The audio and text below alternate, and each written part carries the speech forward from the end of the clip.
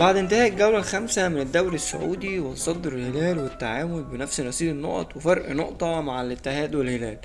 تعال نعرف هدافين الدوري السعودي بعد انتهاء الجولة الخامسة. في المرتبة الثالثة أكتر من لاعب عندهم نفس رصيد الأهداف، وهو مالكوم وفراس البركان وسالم الدوسري والكسندر متروفيتش. كل اللعيبة دي جايبين 4 جوان. ونيجي للمرتبة التانية وبتقاسمها برضو 2 لعيبة، هما عبد الرازق حمد الله وساديو ماني برصيد 5 أهداف. ونيجي طبعا للمرتبة الأولى، ودايما المتفرد رقم واحد في أي مكان بيروحه، وهو كريستيانو رونالدو برصيد 6 أهداف.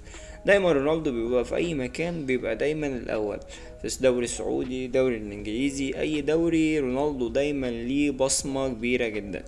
ولو عجبك الفيديو ما تنساش تعمل لايك وسبسكرايب وتظبطنا كده وتقول لنا ايه رأيك في الدوري السعودي، ويا ترى مين من وجهة نظرك هياخد الدوري. السلام عليكم.